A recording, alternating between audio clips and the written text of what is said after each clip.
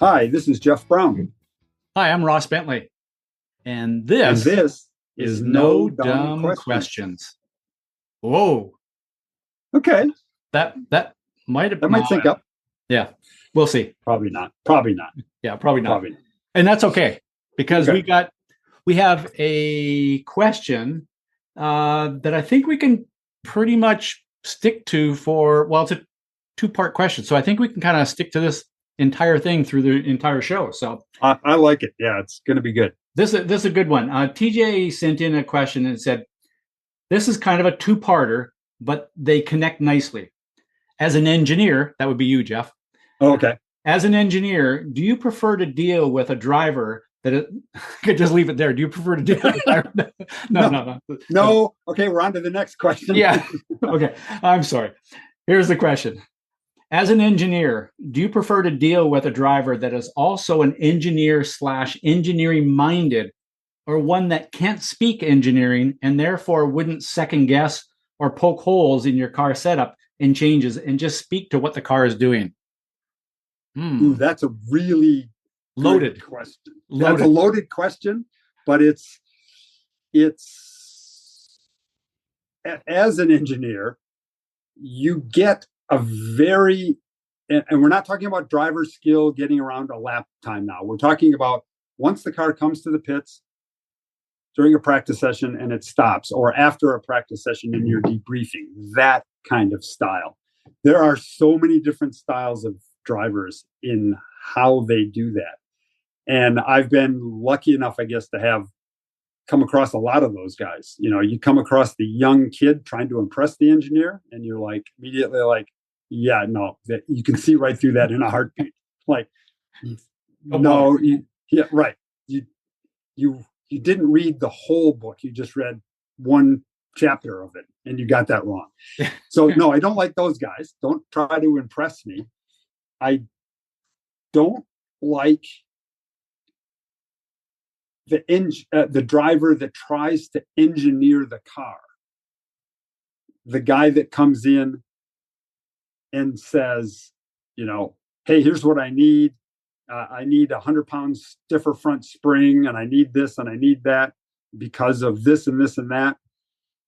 Now, as with most things, there are exceptions to that. A lot of times I'll pre-program a driver. Okay, we're trying to solve a certain problem. I'm going to try this thing. I'm going to try a stiffer front bar. But if that doesn't work, if you don't like the feel of that, I can go stiffer front springs or maybe put some low speed bump into it. Here's how the springs might affect the car. Here's how the bump might affect the car. Go out and drive. And we're short on time. So when you roll down pit lane, tell me whether you want the springs or the shock change. So he's pre-programmed to do that, but he's not telling me what he wants. For me, the best drivers are the guys that understand the engineering of it, understand what the difference between a spring change and an anti-roll bar change might do to the car, but who can describe to me exactly what the car feels like. And this is kind of, you're right, this question was loaded because it depends on the engineer as much as the driver too, because some engineers can't comprehend the feel stuff that the driver's giving them. Well, it feels like when I turn in, feels like it falls over on the rear, and then it flat slides a little bit, and then and then it'll bite at the rear, and then if I have too much wheel in it, it kind of picks up some front grip and hooks around the outside front. Well, that's a lot of feeling stuff, and some engineers they have no idea what that means. Right. And so it comes back to that old thing, I think. The engineer driver working together, understanding each other. You know, you hear on TV, well, they work together, they're on the same wavelength, they understand each other. That's really important. So some engineers have to adjust to the driver's way of giving feedback, and some drivers have to give feedback also so that the engineer understands it. And so for me, I like to get the feel of what the car is doing. Then I like to sit there with the video, always video first for me over data. with the driver and have him describe it to me and show me. I can see his hands, I can see what he's doing with his feet, and show me why it's feeling like that. And then if the driver's really good, he might have some suggestions. I might be able to say, oh, I think it needs stiffer front springs. And he might go, we did that 3 weeks ago at whatever track. And no, it's not that same feel. It's a little different than that. Oh, perfect. Then I can, so he's technically enough to know that it's probably not springs. But he didn't say, oh, it's not springs. But I gave that to him, and he's like, no, oh, I remember that. No, it's not that same kind of feel. So he's still describing it to me, but I'm trying to pull out more detail of that feel that he is getting. And equally as important, the feel that he wants. And as soon as he's described that to me really well, then I can go look at the data and maybe think, well, it's too stiff or it's too soft, and look at those shock travels or the shock velocities or whatever might help me kind of see what that is. So I think I like an engineering minded driver. He doesn't have to speak engineering. It's probably good that I'm looking at TJ's question here. One that can't speak engineering. No, I like that, but he doesn't have to speak engineering terms. He has to be able to describe it and understand when I tell him, I could put stiffer front springs in and it'll probably do this. And him go, well, that's not exactly what I want. It's more when I turn into the corner. But, well, I could put a stiffer front bar and it would feel like this. Oh, yeah. Okay. And then they learn that, they learn. You and I remember, I go back, we've talked about this a lot of times. When we did a shock thing with you driving a prototype, we kind of did that thing. You were really good at that, describing what it felt like, what it needed. I whipped out a shock graph and said, well, here's where you are now. If I do this shock graph, it'll probably feel like this. Okay, click, click. You went out and drove it. Got it. Now you became much better at helping me get you the car you wanted, because then you could come in and say, I could say, okay, I can do that same thing at the rear. And you would go, oh, no, I don't want that feel at the rear, the one you just gave me. Don't do that. And you started to understand the engineering part of it. But you weren't an engineer, but it helped me tremendously to be able to dial the car in because you understood the effect of some of that engineering stuff. Well, I'll let you in on a secret now. I didn't have a clue what I was doing. I was just making crap up. Well, we went faster each time, so good. Yeah. That works too. Yeah. So yeah. I mean, as you were talking there, I'm kind of going back going, I remember that.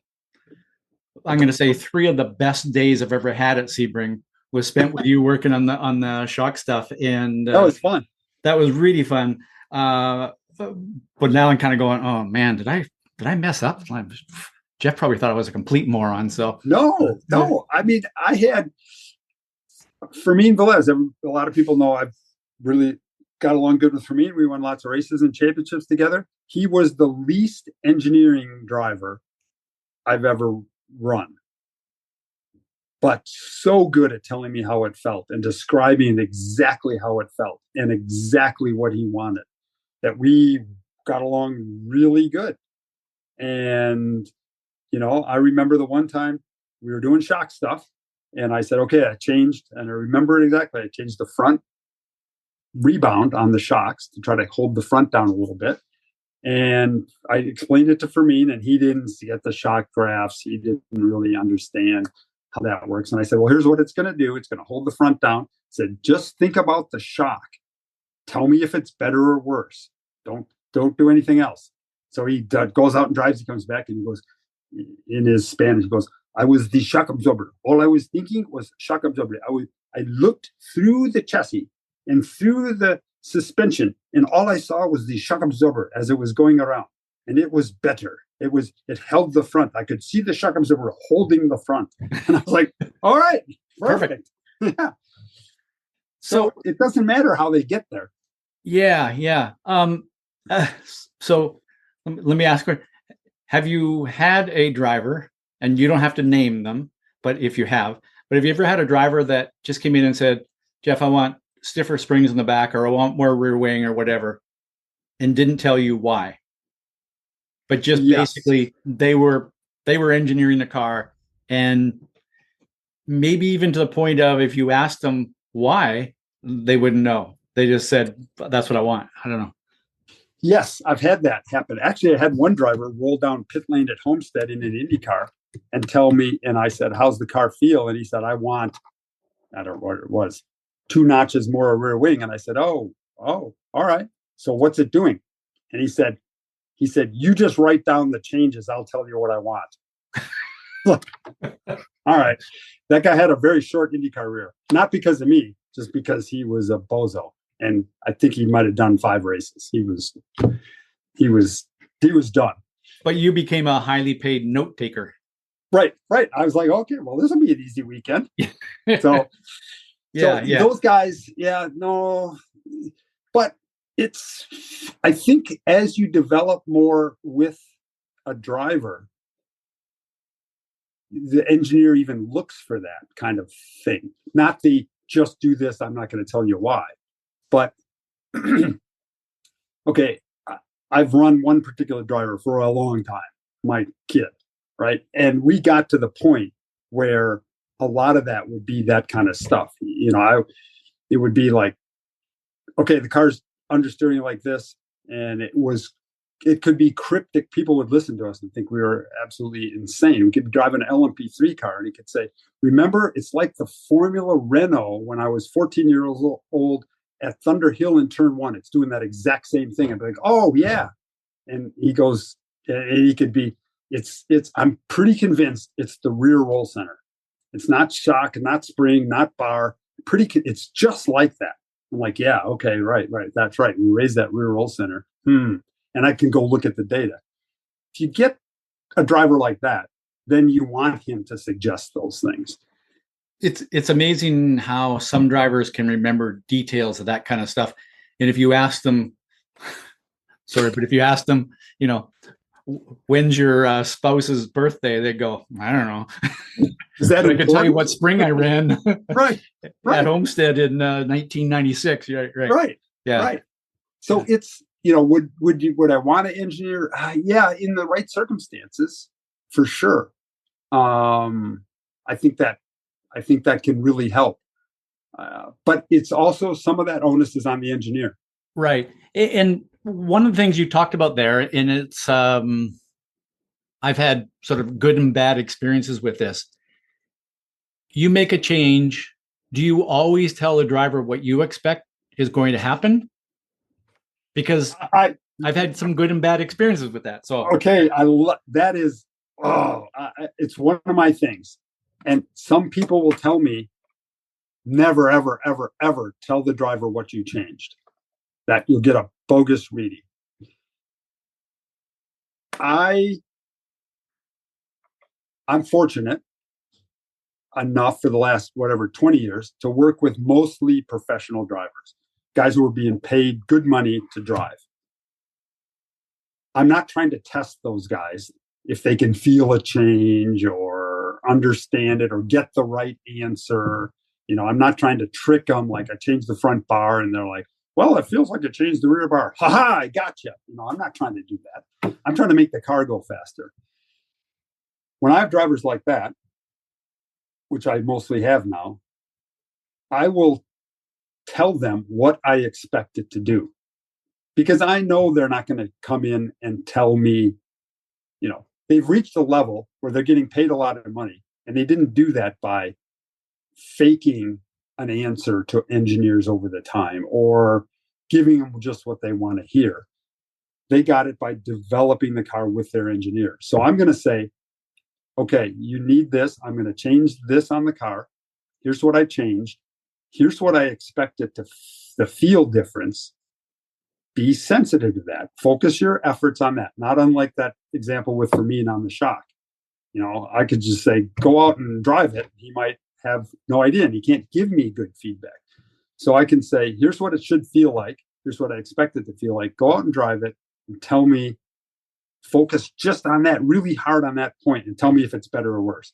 They can go out a lot of times they can get the answer for me as an engineer in half the number of laps, which allows me to have another change before the session ends or more. So we can make more progress.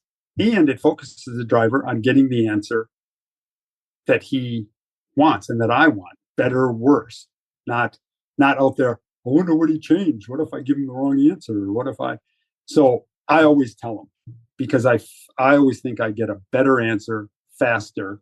And the good drivers will come in and say, no, that's not at all. You told me what it was going to feel like. It did not feel like that at all.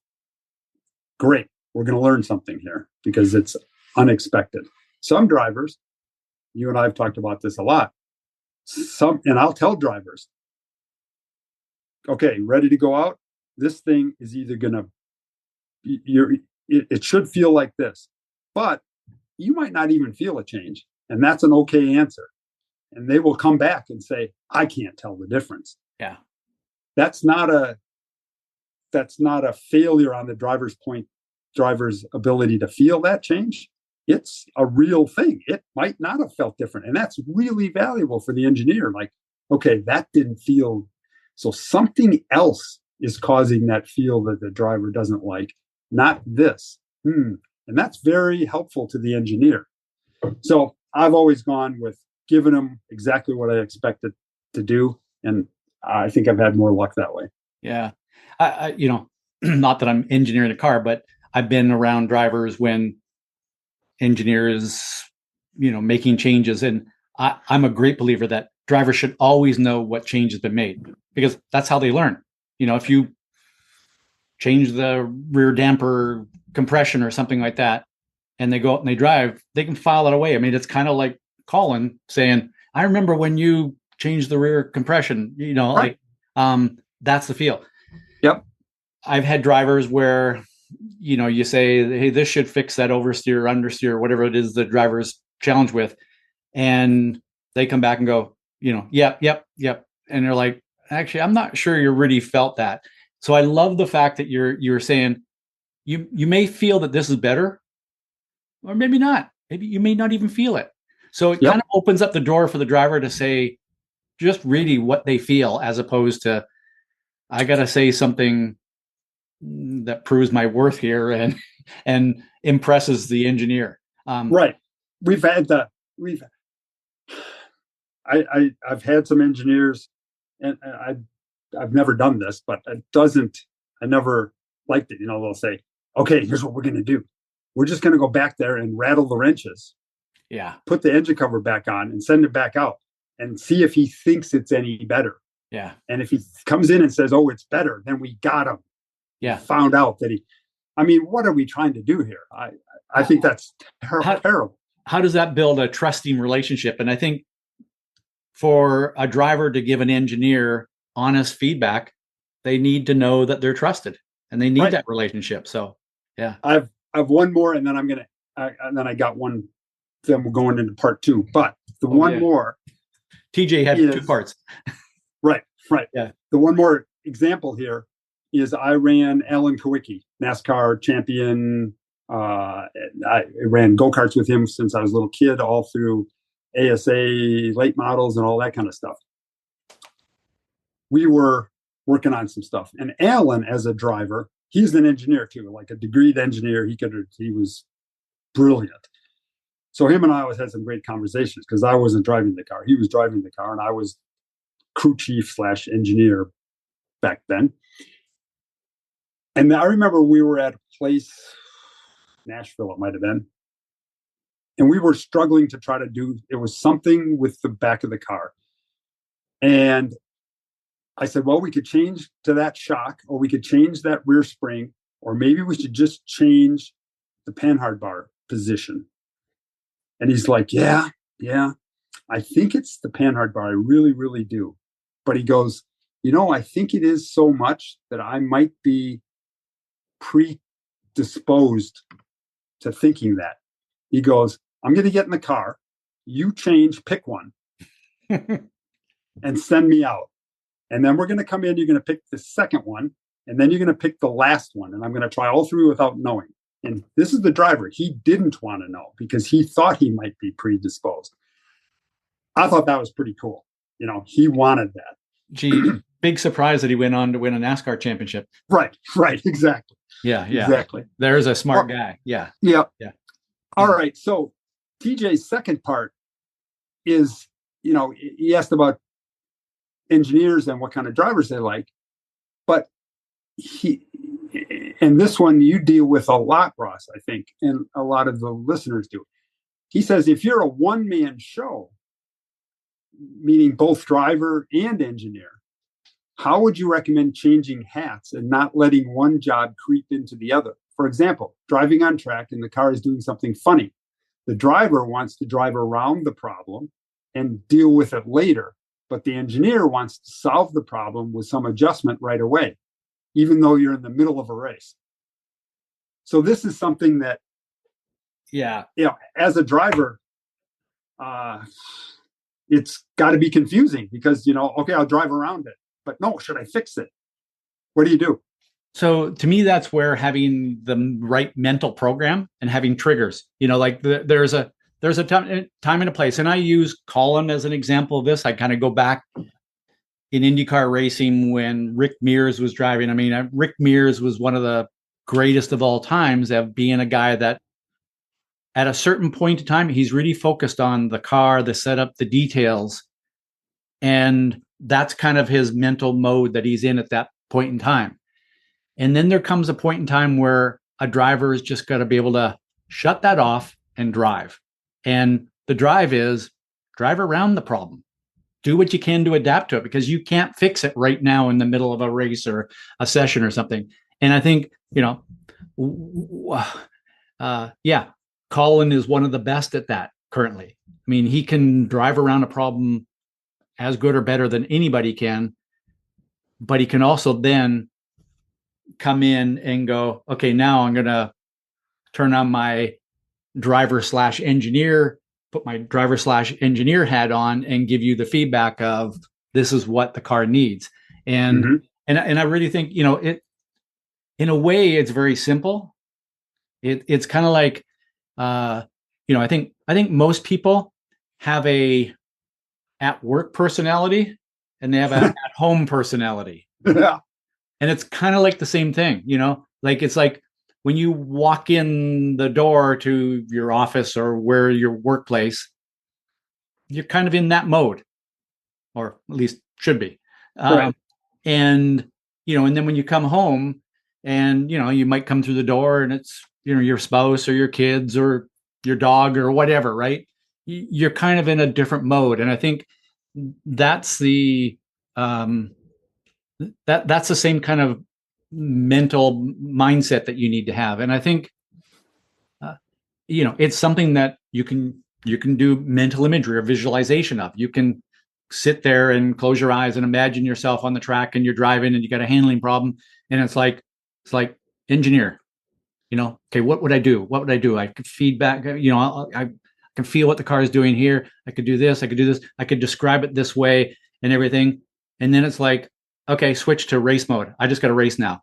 And it's kind of like turn your thinking brain off and just drive. And then so in the perfect world, or if you're smart about this, you actually build sort of, I call them mental triggers. And it could just be, one could be just drive. And you say to yourself, while you're doing visualization, mental imagery at home or wherever, you do that over and over and over again. And every single time you go, just drive, just drive, just drive. So that you or somebody else, if you did have your one friend, if you're like, at the track and they had the radio, they get on the radio and go, just drive. And that's kind of your trigger. And then, you could be, you could be feedback, or it could be feel, where, all you're doing is just focused on how you feel or the feedback you're going to give about the car. Or it might be engineer, pretend that you are Alan Kowicki, Mark Donahue. I'm trying to think of a modern day driver who has that kind of engineering mind. I mean, I've never listened to Scott Dixon, but I'm pretty darn sure that he's really good at saying this is what the car is doing. And, so you kind of, a trigger could be, if you're a old timer like you and I, you could go Donahue. Right. And that could be your trigger where you're thinking and that kind of thing. So I think that's the key. And, the best part is in TJ's question is he's recognizing that there are times where you're changing hats or helmets. And you have to be able to switch from one to the other. You can't do both of them very well at the same time. Okay. So this brings me to a question for you then. And maybe it's a little loaded question because you and I worked together many times. And I remember we had a kind of a new driver to racing and you were coaching him. And it was in Formula Renault 2-liter cars. And I was engineering and you were like, we were trying to help that driver give better feedback. And one of the things that you always worked on with driving is adapting to the conditions, the tires, the track, the fuel, the whatever, adapting to the handling. Maybe it's a bad setup and it's understeering really bad. Well, adapt, right? So you always are adapting. And I remember you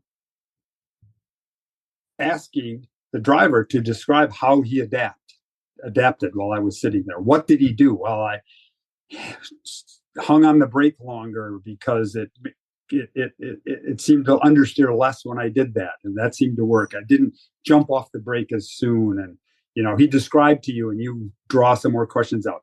And I'm sitting there as an engineer and you knew where this was going. Yeah. And they said, okay, now we'll give feedback to the engineer. And he's like, oh, I don't know what to say. And you said, you just told him exactly what he needs to know. Yeah. Because if I know what the driver did to make the car handle better by adapting to it, I can help him with that. Okay. And that's some of the greatest feedback is how did you adapt? Tell your engineer. Well, in TJ's situation, how did okay, you're the driver and then you got to get out and be the engineer. Well, maybe not. Just still be the driver. Just figure out what you did to adapt. And there's your answer. Yeah. And I often just tell drivers, just ask questions. And so if you're the driver / engineer, just ask yourself questions. Jeff, I've worked with you and I've been around you enough to know one of the things that makes you so good as an engineer is you ask really good questions. And so if all you did was kind of go, well, what did I do when the car understeered? Right. Well, I did this. Okay. What could I do to the car to mimic what I did? Right. Why when I just like trail brake way long into the corner, why would that make it be less understeering? Well, maybe it would keep more weight on there. So maybe maybe the rear springs are too soft and it's squatting or something or whatever. But you're right. Just ask questions and and the greatest thing is, some people will be like, well, I'm a one-man show. I don't have an engineer. Maybe not so bad sometimes because you don't have to tell anybody. It's already in there and you know what you did. And we just talked about like drivers who can describe the feel of the car to me. Well, if you're driving it and you're the engineer, already described. It's right in your brain. Just ask the questions. And I think sometimes we're too quick to look for the answer or the solution.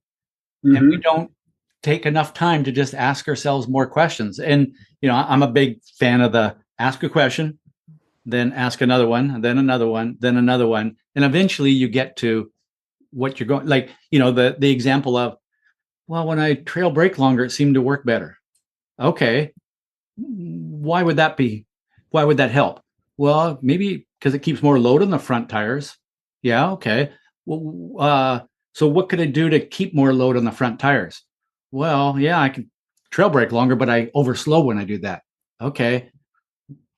Which might be a little clue what I could do with my driving, but as an engineer, it's like, okay, what could I do to stop the front from unloading? Right. Jeff, if I stiffen the rebound on the front dampers, would that kind of hold the front end down a little better? Give it a try. It might. Yeah. Probably. Yeah. Probably. So, yeah. It's So, kind of, yeah. it's there. The answers are kind of there already. And I didn't really think about it till you and I just started talking about it more here. But that whole one-man show thing, it's not bad. That's not like don't be sad about that. Well, the problem is I can't drive with a lick. I can engineer that. They'll pay me to do that, so I can do that enough to make a living at.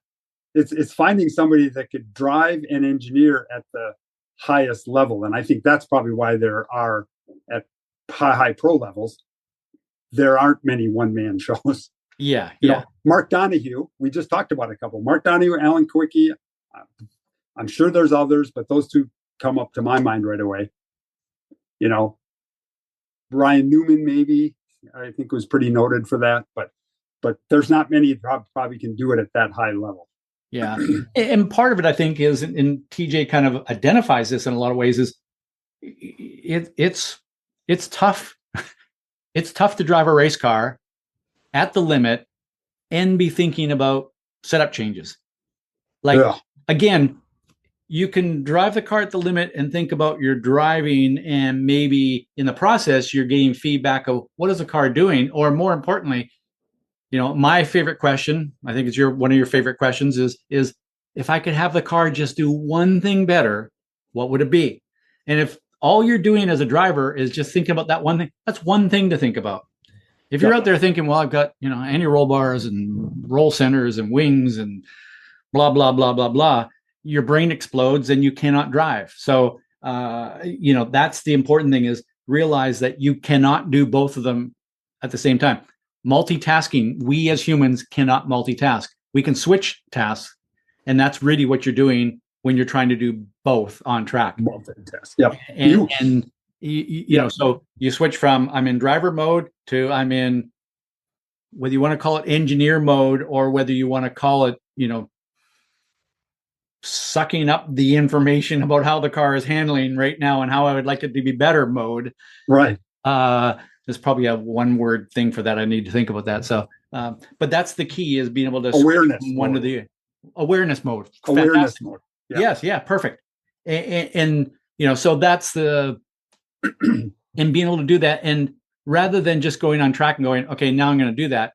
If you actually take the time to actually mentally prepare by doing some mental imagery, some programming beforehand, so that it is something you can do without having to really think about it. It just switches, like, okay, I'm in drive mode. Okay, now I'm in awareness mode. Boom. Yep. And and then you can, with the decision making that you're making at that time, you can decide, okay, I've got a little mental bandwidth right now where I'm at race wise or whatever I'm doing, that I can spend a little bit more time on awareness. And then, I got a car in front of me. I got some traffic around me. I got to set up this pass, or I got to defend this pass. Sorry, just drive. Just drive. Exactly. And that it's that switching that the triggers allow you to do. Yeah. That's important. And it while you were talking there, it reminded me, you were asking about asking questions, and just ask questions. And we had talked a little bit earlier about, do I tell the driver what the change was before he goes out and drives?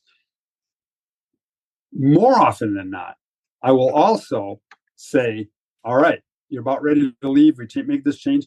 I'm going to ask you one question when you come back after you try this. And here's the question. And I'll give them the question. Go out there and drive.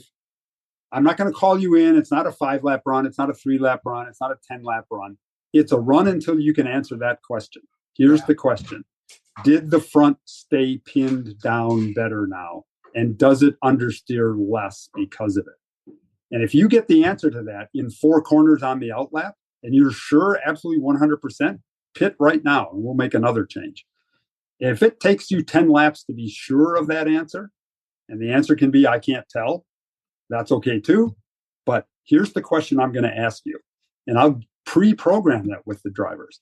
And so the one-man band guy could do the same thing, right? Yeah. While he's driving, he could ask that same question to himself. Okay, I'm going to go drive. I got to pass some guys, and I got to do this, and I got to do that. But if I have a little left over, I'm going to be trying to answer that question. Yeah, it's the whole thing of priming somebody with this question. And so, when you go on track, you might want to, based on previous sessions, you might want to say, the one thing I'm going to focus on is, like you're talking about, I'm going to focus on how the front shocks feel like they're reacting. Or, when I get that understeer, what am I doing with the steering wheel? Or what am I doing with the brakes? Or, all of those things. So if you figure out 1, 2, maybe 3 max questions before you go on track, you're going to come back with better answers. For sure. Yeah. Well, that was a good 2-part question. I like it. I like it. Thanks, TJ, for that one. And as always, if you have questions and we can give you a dumb answer, well, we'll do that. Send it our way. We're good at that. We're good at that. Yeah. No, that was good. Well, we'll wrap her up for this episode and do some more next time. It's always fun. The questions are great because it makes both of us think about it too. Because it's like, I never thought about it that way. So keep them coming. And I always win out of these things because I get to learn more about what's going on in your mind. So I get to learn about what's going on in the driver's mind, which actually helps me give them a better car. So it's good. Same here. So thanks for letting Jeff and I learn. Yeah, exactly. They thought this was for them. They thought this benefited them. It's nothing to do with them. It's us. All us. Yeah. Right. So keep learning, having fun, everybody. Sounds good. Have fun. Go fast.